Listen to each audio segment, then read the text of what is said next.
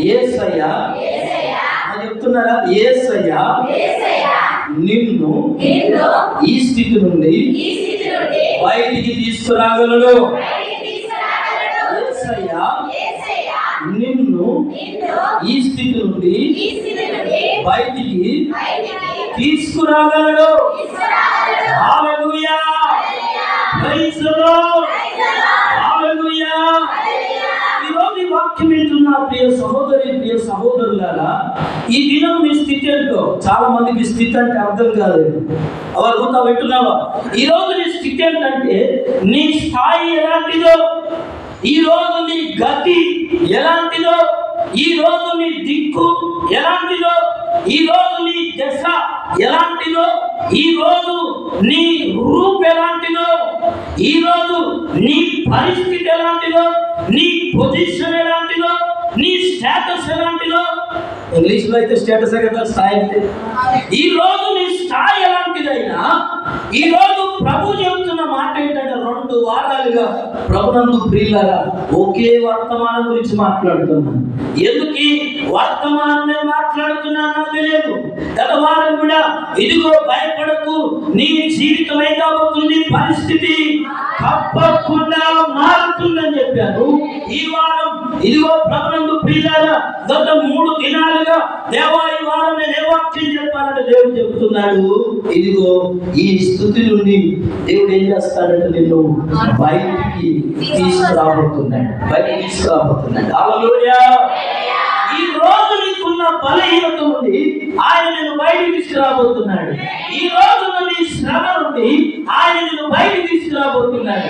ఈ రోజు నీకున్న కష్టం నుండి ఆయన నిన్ను బయటికి తీసుకురాబోతున్నాడు. ఎందుకో తెలుసా? ఆయన ఎల్ షద్దాయ్. తెలుసా? ఎబ్రి భాషలో ఆయనకున్న పేరు ఎల్ షద్దాయ్. ఎల్ షద్దాయ్ అంటే సర్వశక్తి కలిగిన దేవుడు అన్నాడు. హల్లెలూయా. ఆదికాండం 17వ అధ్యాయం 1వ వచనంలో దేవుని వాక్యం చెప్తున్నారు. ఆదికాండం 17వ అధ్యాయం 1వ వచనం మనం చదువుకుందాం. అబ్రహాము 99 ఏళ్ల వాడైనప్పుడు యెహోవా అతనికి ప్రత్యక్షమై, నేను సర్వశక్తి కలిగిన దేవుడును. హల్లెలూయా. చూడండి ప్రభునందు ప్రియులారా, అబ్రహాముకేమో 99 సంవత్సరాలు. అమ్మ శారమ్మకేమో ఎన్ని సంవత్సరాలు? అమ్మ అబ్రహాముకి శారమ్మకి 89 సంవత్సరాలు. హల్లెలూయా, హల్లెలూయా, హల్లెలూయా. వీరిరువురి దగ్గరికి ఉంటున్నారు. దేవుడు ఇదిగో ముసళ్ళ దగ్గరికి వచ్చి, మన భాషలో చెప్పాలంటే చాతగానుల దగ్గరికి వచ్చి వారి స్థితిలో ఉండడం చూసి, ఏ స్థితి? కనడం చాతగాని స్థితి, అమ్మ గర్భఫలాన్ని పొందుకోలేని స్థితి, దేవుని ఆశీర్వాదాన్ని అనుభవించలేని స్థితి, దేవుని ఆశీర్వాదాన్ని సంపాదించుకోలేని స్థితి, వారి స్థితిని దేవుడు చూశాడు. దేవుడు అబ్రహాము యొద్దకు వచ్చి, ఇదిగో ఆయన 99 ఏళ్ల వయసు అప్పుడు ఆయన కనబడంటున్నాడు ప్రత్యక్షమై. ఆయనను ఇదిగో దేవుడు కదా. ఈరోజు మనం పరిచయం చేసుకోవాలంటే మనం పక్కన నేను ఎవరో చెప్పంటాము. హల్లెలూయా. మనం పరిచయం చేసుకోవాలి అంటాము. నేను ఎవరో ఎరికానా ఫలానా అయినా అడుగు. ఎవరు అడగాలంట? ఈయన చెప్పుకొని శాతగానే నాకు అర్థం కాదు. ఏమంటాడు?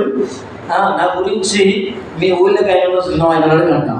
అంటే మనం పరిచయం చేసుకోవడానికి ఎవరో ఒకరు ఉన్నారు. కానీ దేవుడు పరిచయం చేసుకోవాలంటే వింటున్నారా? అబ్రహాము యొద్దకు వచ్చి దేవుడు అబ్రహామును చూసి అతనికి కనబడి అతనికి ప్రత్యక్షమై ఏమంటున్నాడంటే, ఇదిగో తనను తాను పరిచయం చేసుకుంటున్నాడు. ఎవరో తెలుసా? నేను ఎవరినో తెలుసా? నేను ఎల్ షద్దాయ్. ఏమంటున్నాడమ్మా? నేను సర్వశక్తి కలిగిన దేవుడు. హల్లెలూయా. ఎందుకుంటున్నాడు ఆయన? నేను సర్వశక్తి కలిగిన దేవుడు, నేను సర్వశక్తి కలిగిన దేవుడు. ఎల్ షద్దాయ్. ఎల్ షద్దాయ్ అన్న మాటకు అర్థం ఏంటంటే, ఎలోహి, ఎల్ షడాయ్ అంటే ఎలోహిం అట. షడాయ్ అనే మాటకు అర్థం ఏంటంటే, ప్రభునందు ప్రియులారా, తల్లి రొమ్ములో నుండి పిల్లలకు పాలిచ్చినప్పుడు తల్లిలో ఉన్న బలం, తల్లిలో ఉన్న ఎనర్జీ, తల్లిలో ఉన్న శక్తి, తల్లిలో ఉన్న పోషకాలు, తల్లిలో ఉన్న ఆరోగ్యం ఎవరికి వస్తాయట? ఎవరికి వస్తాయమ్మా? పిల్లలకు వస్తాయి. అందుకోసమే దేవుడు ఎలా పరిచయం చేసుకుంటున్నాడంటే, నేను సర్వశక్తి కలిగిన దేవుడు. ఎందుకు అబ్రహాములకు పరిచయం చేసుకుంటున్నాడంటే, నేను ఎల్ షడాయ్ అనే మాటకు అర్థం ఏంటంటే, తల్లి రొమ్ము పాలు తింటున్న ఏ పసివానికైనా తల్లిలో నుండి ఏమొస్తుందట? బలం వస్తున్నారు. తల్లిలో నుండి ఏమొస్తుందట? శక్తి వస్తున్నారు. అలాగే ఈ దినం ఈ వాక్యం వింటున్న ప్రియ సహోదరి, ప్రియ సహోదరులారా, అబ్రహాముతో దేవుడు ఏమని చెప్తున్నాడంటే, నేను సర్వశక్తి కలిగిన దేవుడను.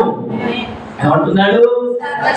నేను ఎల్ షడాయ్ అని చెప్తున్నాడు. అంటే ఇదిగో నా ద్వారా నీలోకి శక్తి పంపబడుతున్నాడు, నా ద్వారా నీలోకి జీవం రాబడుతున్నాడు, నా ద్వారా నీకు హీలింగ్ రాబడుతున్నాడు, నీకు అద్భుతం జరగబడుతున్నాడు, నీకు మేలు జరగబడుతున్నాడు. ఎవరి ద్వారా? నాలో నుండి. ఎవరు? ఆయనలో నుండి నీకు శక్తి రాబడుతున్నాడు, ఆయన ద్వారా నీకు బలము రాబడుతున్నాడు, ఆయన ద్వారా నీకు లేవనెత్తబడుతున్నాడు. చెప్తున్నాడు ప్రభునందు ప్రియులారా, ఆయన సర్వశక్తి కలిగిన దేవుడు. ఆయన పరిచయం చేసుకుంటున్నాడు. నీకు శక్తి సరిపోదు, నీ బలము సరిపోదు. అందుకోసమే ఇదిగో నీవు కనలేవు కనుక నేను సర్వశక్తి కలిగిన దేవుడు. నాలో నుంచి జీవము నీలోకి రాబోతున్నాను. నాలో నుండి ఇదిగో నీలో ముసలితనం కొట్టివేయబడుతున్నాను, నీలో కొట్టాలితనం కొట్టివేయబడుతున్నాను, నీలో ఉన్న అవిడితనం కొట్టివేయబడుతున్నాను అని చెప్పి దేవుడు పరిచయం చేసుకుంటున్నాడు. అందుకోసమే ప్రభునందు ప్రియులారా, ఈ దినం నీ స్థాయి ఏంటో, ఈ దినం నీ గతి ఏంటో, ఈ దినం నీ దిక్కేంటో, నీ దిశ ఏంటో, నీ రూపురేఖలేంటో, నువ్వు ఏ గతిలో ఉన్నావో ఇదిగో ఈ దినం దేవుడు మాట్లాడుతున్నాడు. ఈ దినం దేవుడు మాట్లాడుతున్నాడు. ఈ లోకంలో ఉన్న మనుషులందరట నీ స్థితిని చూసి చూడనట్టుగా వెళ్ళిపోతారట. హల్లెలూయా. చూసి కూడా చూడనట్టుగా వెళ్ళిపోతారు. నీకున్న పొజిషన్, నీకున్న బలహీనతను, నీకున్న అనారోగ్యమును, నీకున్న సమస్యను చూసి విని చూడనట్టుగా వెళ్ళిపోతారట. హల్లెలూయా. నీకున్న స్థితిని చూసి కూడా తెలుసుకొని కూడా చూడనట్టుగా తెలవనట్టుగా వెళ్ళిపోతారట. హల్లెలూయా. అయితే ఈ మధ్యాహ్నం ప్రభునందు ప్రియమైన దేవుని బిడ్డలారా, ఈ ఉదయకాలం దేవుడు చెప్తున్న మాట ఏంటంటే, ఆయన చూసి చూడనట్టుగా ఉండే దేవుడు కాదు, ఆయన చూసి చూడనట్టుగా నటించేవాడు కాదు. అందుకోసమే ఆయన ఏమంటున్నాడు తెలుసా? యేసయ్య నిన్ను ఈ రోజు నీ స్థితి నుండి బయట తీసుకురాబోతున్నాడు. ఆయన నీ స్థితి నుండి ఆయన నిన్ను లేపబోతున్నాడు. నీ పొజిషన్ నుండి నిన్ను లేపబోతున్నాడు, నిన్ను కదిలించబోతున్నాడు, నిన్ను వాడుకోబోతున్నాడు, నిన్ను బలపరచబోతున్నాడు, నిన్ను దీవించబోతున్నాడు. నీ స్థాయి మారుతుంది, నీ స్థితి మారుతుంది, నీ పరిస్థితి మారుతుంది, నీ జీవితం మారుతుంది, మార్చబడతాయి, నీ సాక్ష్యం మారుతుంది. ఎప్పుడు మారతాయో తెలుసా? ప్రభునందు ప్రియులారా, ఎందుకు మాట చెప్తానంటే ముందు జ్ఞాపకం చేస్తాను. మార్కు సువార్త 5వ అధ్యాయం చదువుకుందాం. మొదటి నుంచి కొన్ని వచనాలు. మార్కు సువార్త 5వ అధ్యాయం నుంచి మనం కొన్ని మాటలు ఈ మధ్యాహ్నం నేర్చుకుందాం. వారు ఆ సముద్రములకు అద్దెలను ఉన్న గెరాసేనుల దేశములకు వచ్చి ఆయన తోని దిగగానే అపవిత్రాత్మ పట్టిన వాడు సమాధుల్లో నుండి ఏం చేశాడట? వచ్చి ఆయనకు ఎదురుపడేది. వాడు సమాధులలో వాసం చేసేవాడు. సంఖ్యలతోనైనను ఎవడు వారిని బంధించలేకపోయాను. పలుమారు వారి కాళ్ళకును చేతులకును సంఖ్యలు వేసి బంధించినను వాడు ఆ చేతి సంఖ్యలను తెంపి కాళ్ళు సంఖ్యలను ఏం చేసేవాడట గుర్తునియలుగా చేసిన కనుక ఎవడును వారిని సాధుపరచలేకపోయాను. హల్లెలూయా. ప్రభునందు ప్రియులారా, దురాత్మ పట్టిన ఒక యవనస్తుడు గెరాసేనుల దేశంలో వాడు ఎక్కడ నివసించేవాడు అంటే సమాధుల్లో నివాసం చేస్తాడు. ఎక్కడ నివాసం చేస్తాడు? సమాధిలో బ్రతికేవాడు. కంటికి నిద్ర లేదు, కడుపుకు తిండి లేదు, కన్న తల్లిదండ్రులు ఎవరో తెలియదు, కట్టుకున్నవాడు ఎవరో తెలియదు, కడుపున పుట్టినోళ్ళు తెలియదు, పెట్టున్నారా ఇరుగు పొరుగు వారు తెలియదు, మంచి చెడు తెలియదు. ఎందుకో తెలుసా? వీడు మతి స్థిమితం కలిగి ఉన్నాడు. ఎలా ఉన్నాడు? దురాత్మ పట్టిన వాడు అయి ఉన్నాడు, అపవిత్రాత్మ పట్టిన వాడు ఉన్నాడు. ఎక్కడున్నాడంటే సమాధుల్లో నివాసం చేస్తున్నాడు. పలుమార్లు ఏం చేశారట? ఇదిగో వారిని సంఖ్యలతో బంధించారు. ఇంకేం చేశారు? కాళ్ళకు చేతులకు సంఖ్యలు వేసి బంధించిన ఎన్నో సంఖ్యలను. అంటే ప్రభునందు ప్రియమైన దేవుని బిడ్డలారా, నువ్వు మంచివాడిగా ఉండడానికి, నువ్వు మంచివాడిగా ఉండడానికి ఈ లోకములో ఒక తల్లిగా, ఒక తండ్రిగా, ఒక కుమారుడిగా, ఒక కుమార్తెగా, ఒక సహోదరుడిగా, ఒక సహోదరిగా ఈ లోకానికి నువ్వు మంచి చేయడానికి దేవుడు ఎన్నో మంచి క్వాలిటీస్ నీకు ఇచ్చాడు. మంచి అలవాట్లలో ఇచ్చాడు దేవుడు నీకు. మంచి అభిప్రాయాలు పెట్టాడు. మంచి ఏంటో నీకు తెలిసేటట్లు చేశాడు. చాలా విషయాలు నీకు తెలిసిన మంచి కంటే ప్రభునందు ప్రియులారా, ఎందుకు ఈ మాటలు చెబుతున్నానంటే, అయితే అతని విషయంలో జరిగింది ఏమిటంటే, ఎన్ని సంఖ్యలు వేసి బంధించినా ఎలాగంట సాధుపరచలేకపోతున్నాయి, ఆపలేకపోతున్నాయి. ఎన్నోసార్లు కట్టేశారు, ఎన్నోసార్లు బంధించారు, ఎన్నోసార్లు వీటి సమాధిలోకి వెళ్ళదు, ఒంటరిగా ఉండదు అని చెప్పి చాలాసార్లు ప్రయత్నం చేశారు. ఈరోజు ఈ వర్తమానం వింటున్న ప్రియ సహోదరి, ప్రియ సహోదరుడా, నీ జీవితంలో కూడా ఎన్నోసార్లు నీ తల్లిదండ్రులను హెచ్చరించారు. యవనస్తురాలా, నీ జీవితం జాగ్రత్త. యవనస్తుడా, నీ జీవితం జాగ్రత్త. వివాహమయ్యే తల్లి, నీ జీవితం జాగ్రత్త. నీ భర్తతో, నీ భార్యతో, నీ పిల్లలతో నువ్వు జాగ్రత్త. ఎందుకు మాటలు చెప్తున్నానంటే, పలు మార్లు ఏం చేశారు? వాళ్ళు వీడు బాగుపడాలని ఎన్నోసార్లు చెప్పారు, కట్టేశారు, బంధించారు.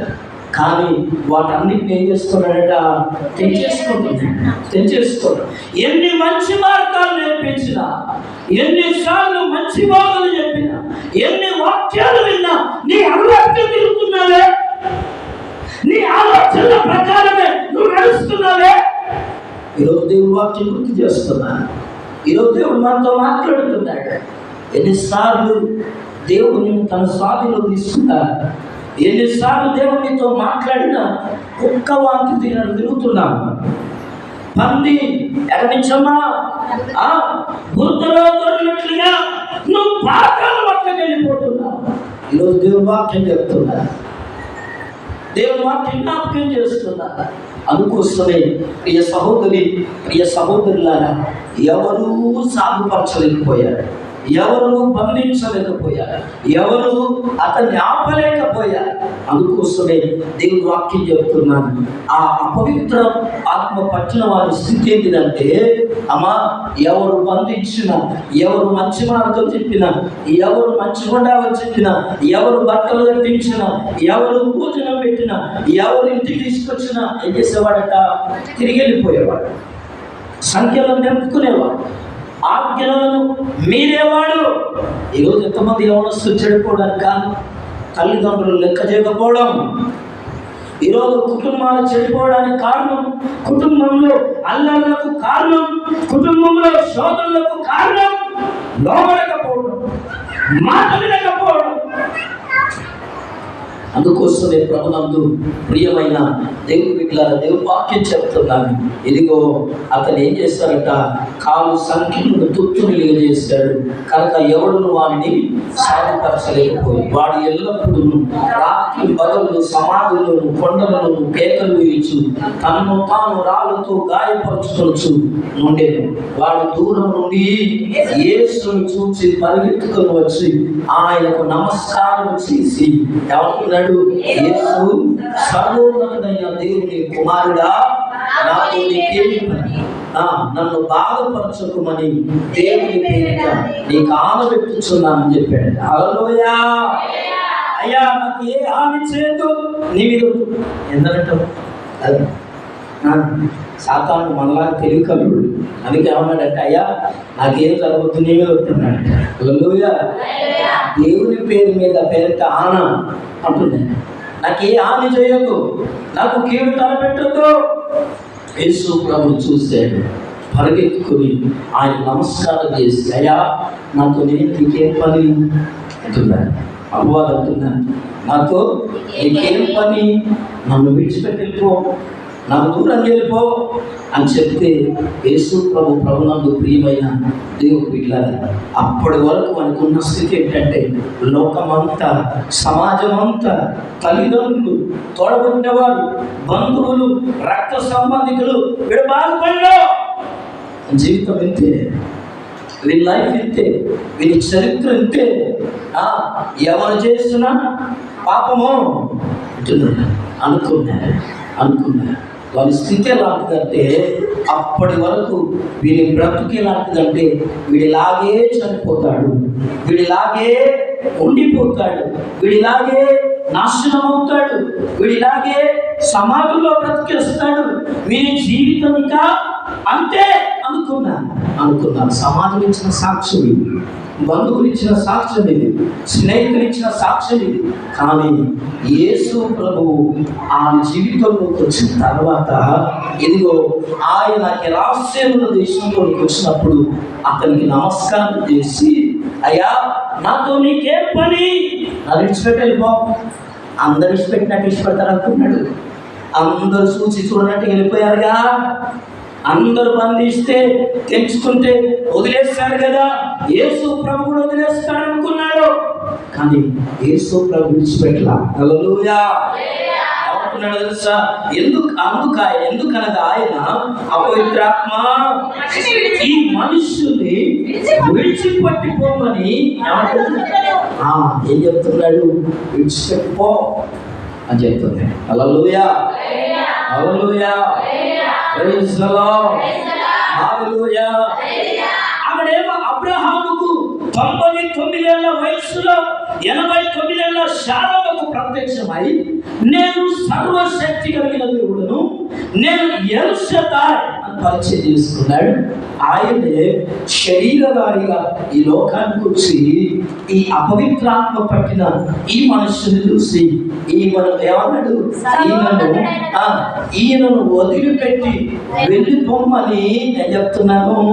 చూసారా ప్రభునందు ప్రియులారా, ఈ మనుషుని విడిచి పొమ్మని వారితో చెప్పాను. హల్లెలూయా. మనసు ఎందుకు తెలుసా, ఇతను కావాలి. హల్లెలూయా. హల్లెలూయా.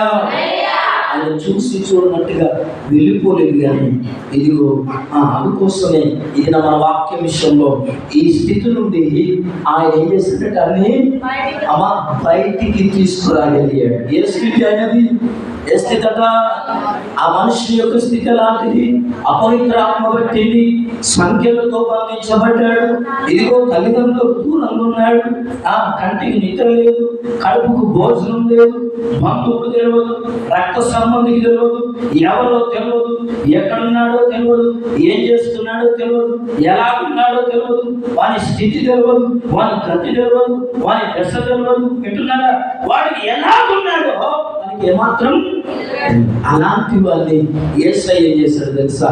ఆ స్థితి నుండి మనం ఏం చేశాడు, బయట తీసుకొచ్చాడు. 5:16 జరిగినది చూసిన వారు దయ్యములు పట్టిన వారికి కలిగిన స్థితియు పందుల సంగతియు ఊరి వారికి తెలియజేయగా. హల్లెలూయా, ప్రైజ్ ది లార్డ్. జరిగిన స్థితి చూశారు. ఏ స్థితి అమ్మా? జరిగిన స్థితి. అందుకోసమే ఇది వాక్యం వింటున్న ప్రియ సహోదరి, ప్రియ సహోదరుడా, ఆయన మన స్థితిని మార్చగలిగిన దేవుడు. ఎవరైనా ఇప్పుడున్న స్థితిని ఆయన ఏం చేస్తాడు?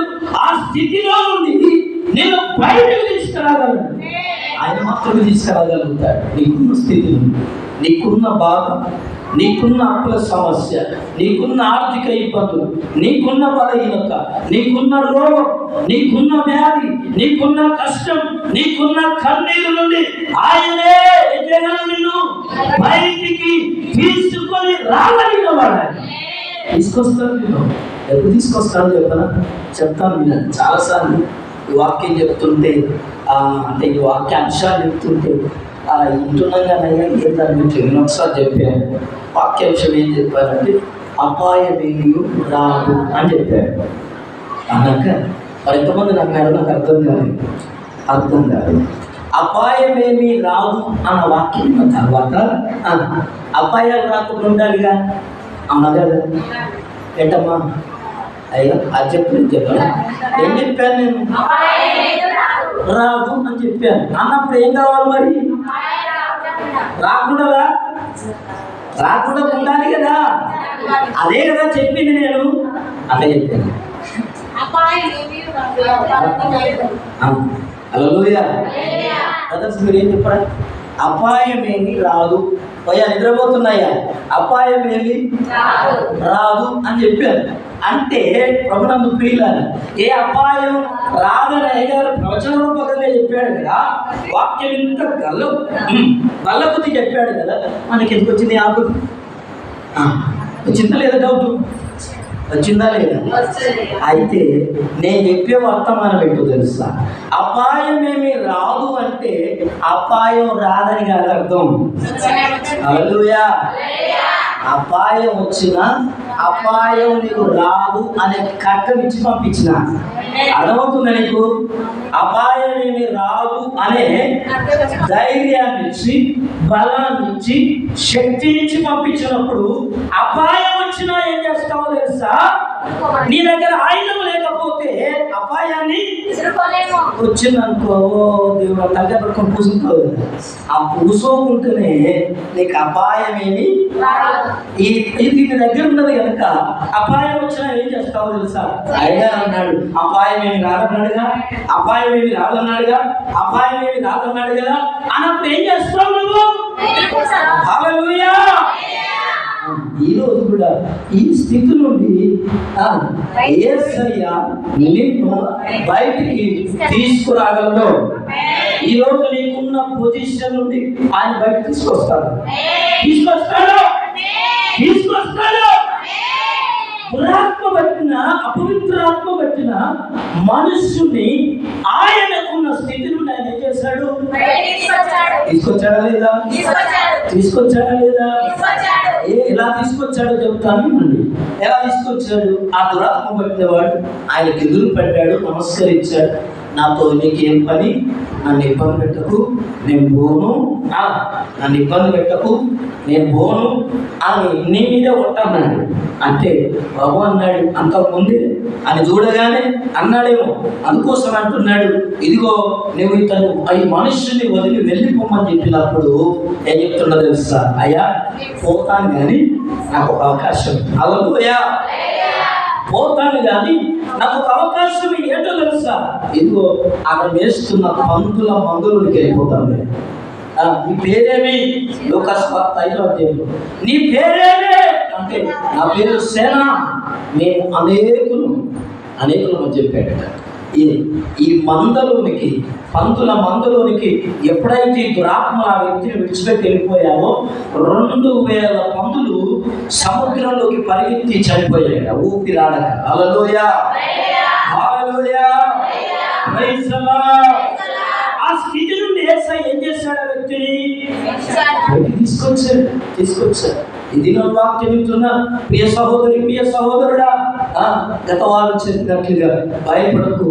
నీ పరిస్థితి మారుతుంది, నీ పొజిషన్ మారుతుంది, నీ స్థితి మారుతుంది. ఎప్పుడు తెలుసా, సంకల బయట పెట్టుకొని మందిరానికి వచ్చి కాదు అమ్మా. ఆదివారం తప్పకుండా లేట్ అయినా ముందుగైనా వస్తాయి, రాకుండా ఎప్పుడు ఉండదు. ఎక్కడైనా మంచిదే కానీ ఎడదంటే రానైతే వస్తా, ఎప్పుడు తప్పిలేదు, ఇంతవరకు తప్పిలే నేను అమ్మా. వింటున్నారా? తప్పియకపోతే కాదు జీవితంలో గెలిచింది అమ్మా. వింటున్నారా?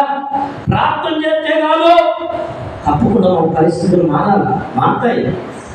పూజ చేయగల వాళ్ళు ఏం చేశాడు ఆయన? చేశాడు లేదా? పోయిన వాళ్ళ వర్తమానం ఎంతమంది యూట్యూబ్ ఎంతమంది రాలేదు కదా, పూజ చేయగల ఆయన బాగా చేశాడు. ఈరోజు ఈ వాక్యం వింటున్న ప్రియమైన తల్లి, ప్రియ సహోదరుడా, ముగింపులో తీసుకొస్తాను. ఈరోజు టైం మీద నాకు అందరూ జ్ఞాపకం చేస్తున్నాను. యోహాను సువార్త 5వ అధ్యాయంలో 38 ఏళ్ళుగా ఒక వ్యక్తి బెతస్దా కోనేరు దగ్గర పడి ఉన్నాడు. ఆ 38 ఏళ్ళుగా ఏం జరుగుతుంది అక్కడ అంటే, ఆ బెతస్దాని కోనేరుకు 5 మండపాలు ఉన్నాయి.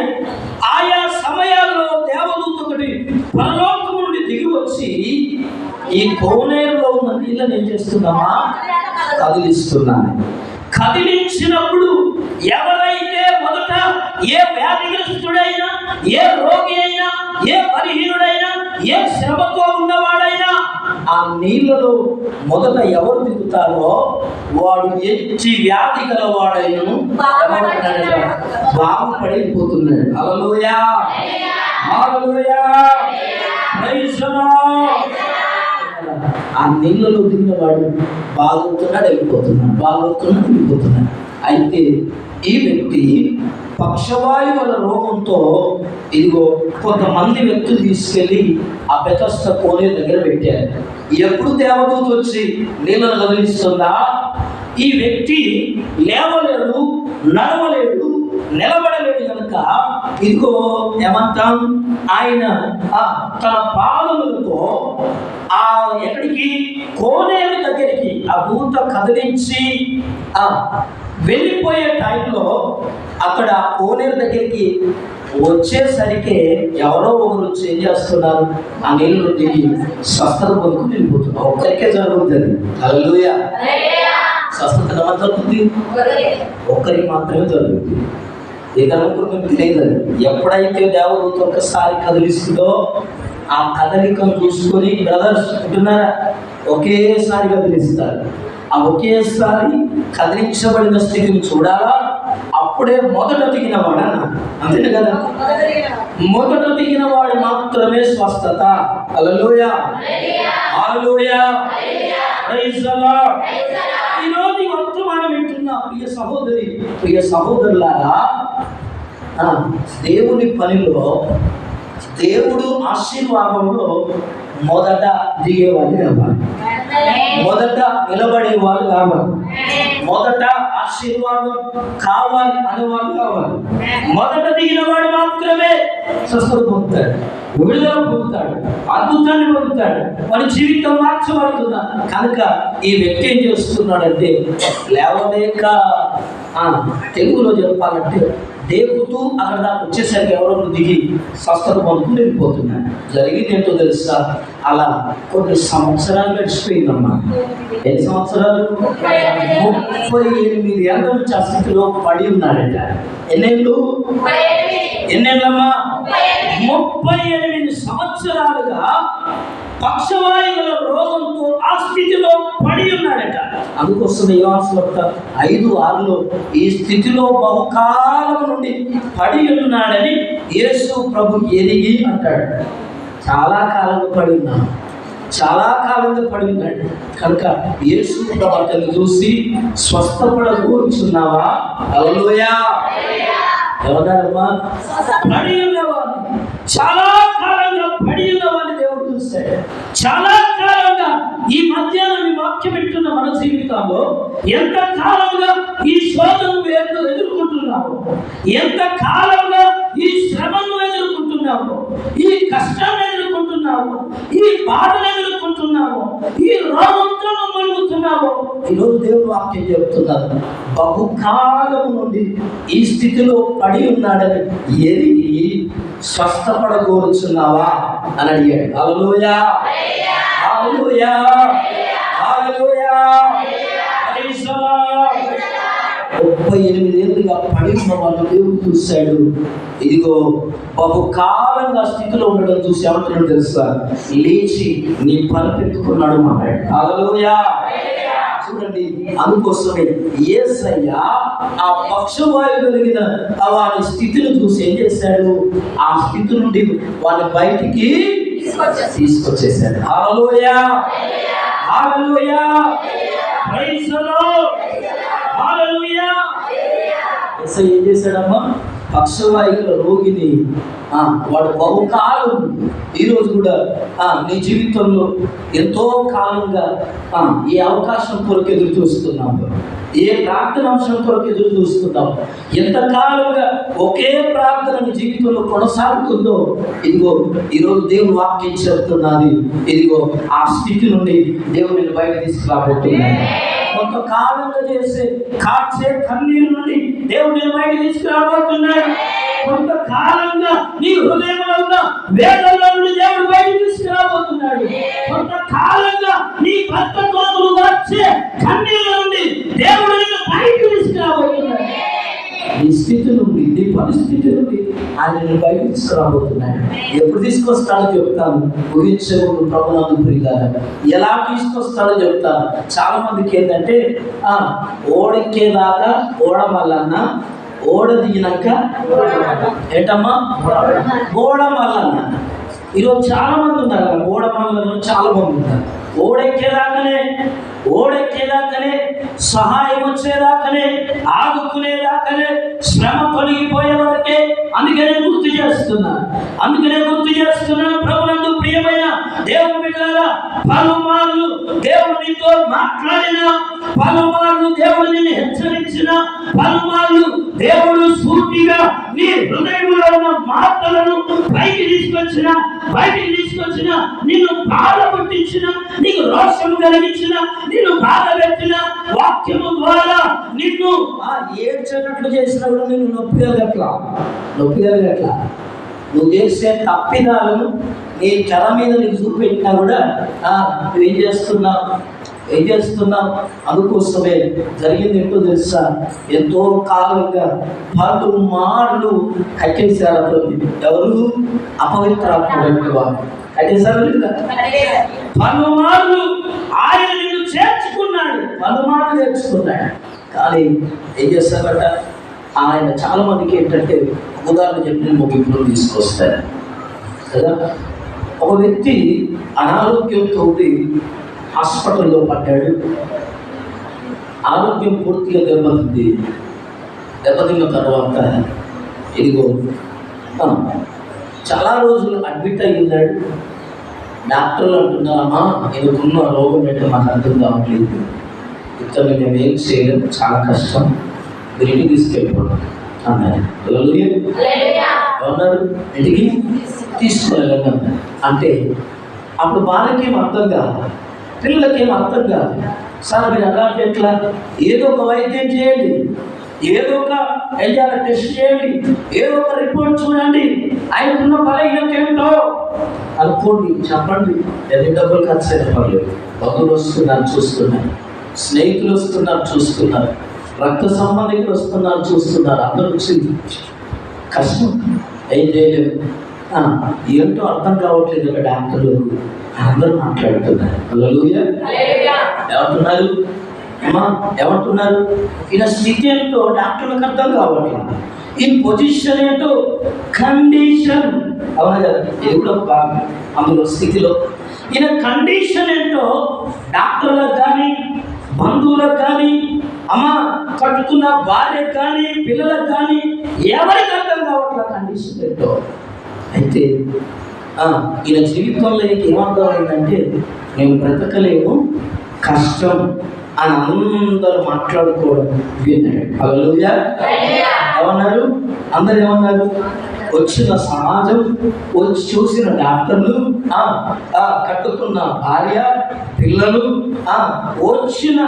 చూద్దామని వచ్చిన ప్రతి ఒక్కరు ఏమన్నారంటే ఈయన బ్రతకడం కష్టం అన్న ఈ మాటలు ఈయన జీవితంలో వినబడి ఏమనుకున్నాడంటే నేను కూడా బ్రతకడం కష్టం అనుకున్నప్పుడు ప్రభునందు ప్రియులరా, ఇదిగో అతనిలో ఉన్న వ్యక్తిత్వం చచ్చిపోయింది. హల్లెలూయా.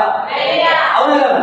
ఎప్పుడైతే నీకు నువ్వు నా బ్రతుకు దండగా నేను చనిపోతానేమో అనుకున్నాడో అప్పుడు నీ వ్యక్తిత్వం చచ్చిపోయింది, నీ ఈగో చనిపోయింది, నీకున్న స్వార్థం చనిపోయింది.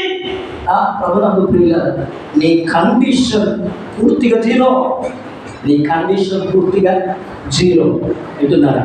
ఆ టైంలో ఇదిగో యేసు ప్రభు ఆయన దగ్గరకు వచ్చి నువ్వు బ్రతుకు అని చెప్పాడట. హల్లెలూయా. యేసు ప్రభు ఆయన దగ్గరకు వచ్చి ఈ స్థితి నుండి నువ్వు బయటపడతావు, ఈ స్థితి నుండి నువ్వు బయటకు వస్తావు, నువ్వు బ్రతుకు అని చెప్తే ఆయన ఆ మరణ అంచుల్లోని లేచాడు. లేచి బాగుపడ్డాడు, బట్ట కట్టాడు, బ్రతుకుతున్నాడు. అయితే ఇదేం చేయాలా? ఒకటి మనం అర్థం చేసుకోవాలి. ఒక విషయాన్ని గుర్తు చేస్తున్నాను, స్థితి అన్నదాన్ని గుర్తు చేస్తున్నాను. బ్రతికి బాగుపడి బట్టగట్టి సమాజంలో, లోకంలో అంతటా ఏమవుతున్నాడు? క్షమాపణ అవుతున్నాడు. అయితే ఇప్పుడు బ్రతుకుతున్న బ్రతుకు నీ వ్యక్తిత్వం కాదు. హల్లెలూయా. ఇప్పుడు బ్రతుకుతున్న కండిషన్ నీది కాదు. చాలా మందికి తెలియని పొరపాటు ఇది. ఎందుకు తెలుసా? ఇప్పుడు నువ్వున్న బ్రతుకు నీది కాదు, ఆయన ఇచ్చిన భిక్ష, ఆయన ఇచ్చిన కృప. ఇప్పుడు నీ వ్యక్తిత్వం బయటికి రావద్దు. ఇప్పుడు నీ కండిషన్, నీ స్థాయి, నీ స్టేటస్ ఎవరికి కావాలా? నీ స్టేటస్ ఒకనాడు చచ్చిపోయింది. నీ స్టేటస్ ఒకరోజు ఈ లోకంలో చనిపోయింది. నీ వ్యక్తిత్వం ఒకరోజు చనిపోయింది. నీ కండిషన్ ఒకరోజు చనిపోయింది. ఇప్పుడున్న కండిషన్ ఇది కాదు. ఇప్పుడున్న కండిషన్ ఇది కాదు. ఇది గుర్తుపెట్టుకోవాలి. ఎందుకు ఈ విషయం చెప్తున్నానంటే బైబిల్ అంటున్నారు, 1 కొరింథీ 7:17లో ఒక వ్యక్తి ఏ స్థితి నుండి పిలువబడ్డాడో చదువు మాటలు. 1 కొరింథీయులకు రాసిన పత్రిక 7వ అధ్యాయం 17వ వచనం చదువు. అయితే ప్రభు ప్రతి వానికి ఏ స్థితి నియమించెనో, దేవుడు ప్రతి వాణిని నువ్వు ఏ స్థితిలో ఉన్నప్పుడు నిన్ను పిలిచాడు, నిన్ను రక్షించాడు, నిన్ను కాపాడాడు, నిన్ను ఆదుకున్నాడు, నిన్ను నిలబెట్టాడు. దాన్ని ఎప్పుడు మర్చిపోవద్దు. ఏం చేయాలంట? ఏ స్థితిలో బాగుపడ్డాక ఓడమల్లన్న కాదు, ఓడమల్లన్న లెక్కనే ఉండాలి ఎప్పుడైనా. హల్లెలూయా. చాలా మంది కష్టాల కోసమే క్రైస్తవులు, కష్టాల దాకానే క్రైస్తవులు. వింటున్నారా? ఆపద దాటిపోయిందా, తీరం దాటిందా ఏమంటారట? నేను చెప్తున్నాను, అలా ఉండకూడదు.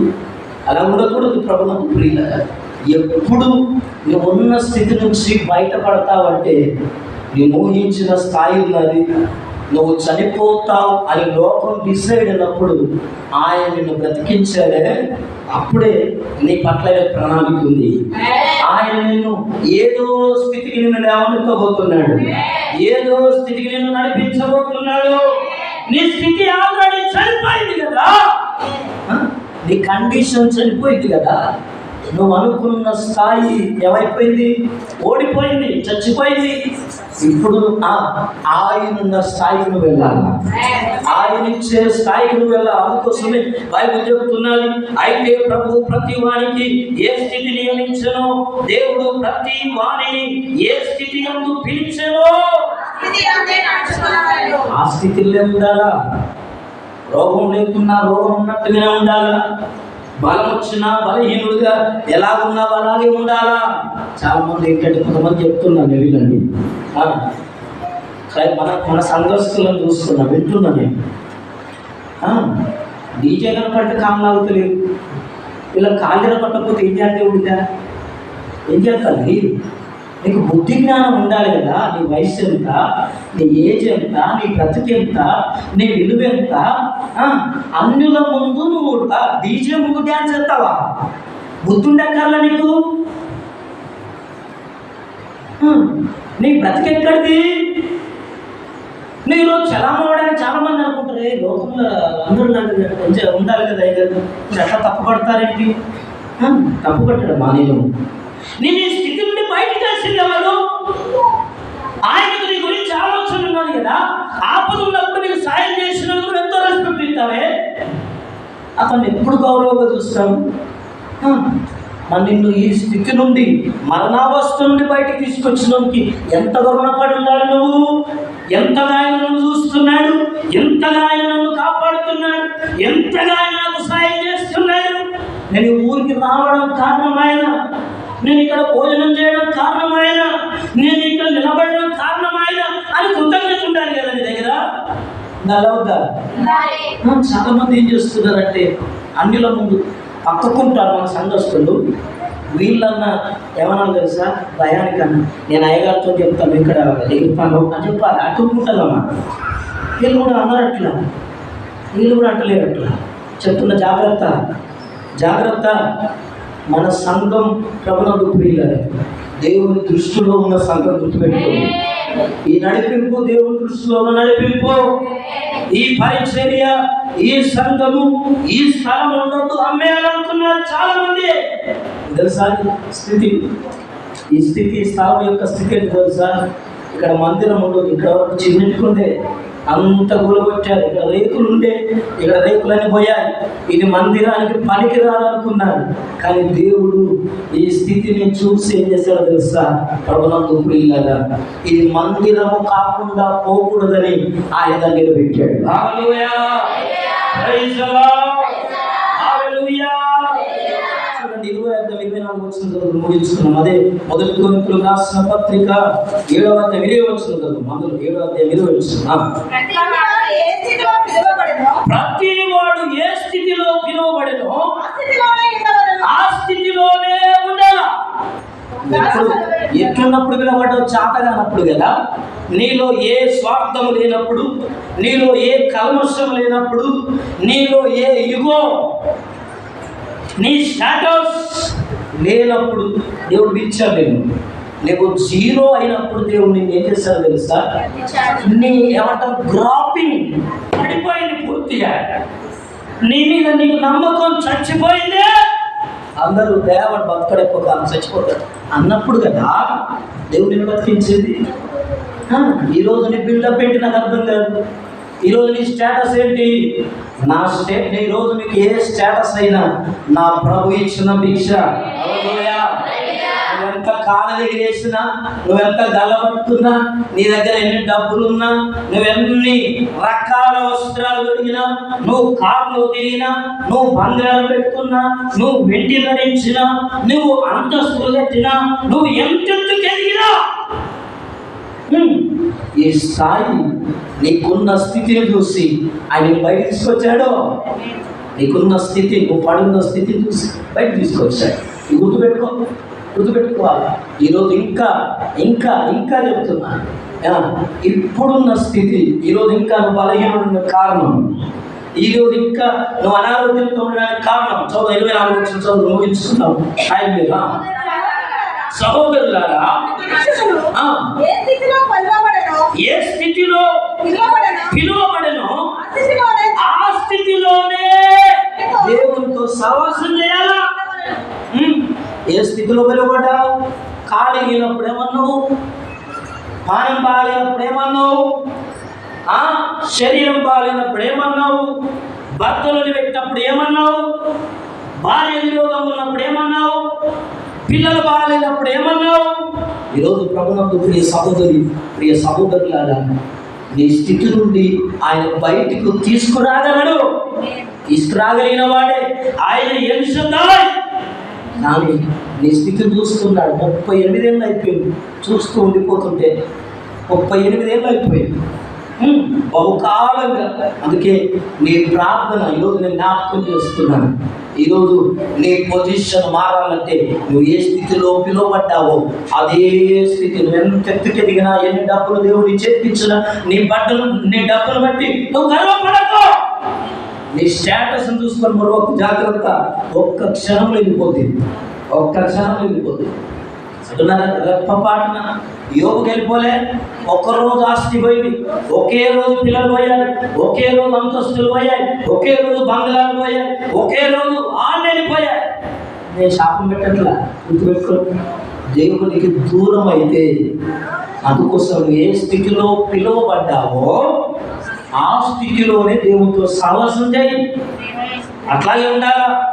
దేవుని దగ్గర బిల్డప్ చేయకు, మందిరంలో బిల్డప్ చేయకు, సేవకుల ముందు స్టేటస్ చూపెట్టుకోకు. కాకపోతే ఏంటంటే ఆ స్టేటస్ మారకం రాయిగా రాయిగా రాయిగా రాయిగా అంటారు. కాస్త ఒలుబలో కానీ అమ్మ అంటారు. బయటలో చెప్తున్నాను, అయ్యా ప్రజలాడు దూరం నుంచి అయ్యా ఏ రాయికే నాయకుడు మరి అయ్యా ప్రజలు కొంతమంది చేకాడు గుయ్యరు. ఎవరి ప్రార్థన ద్వారా ఏ స్థితిలో పిలువబడ్డావో అదే స్థితిలో ఏం చేయాలా?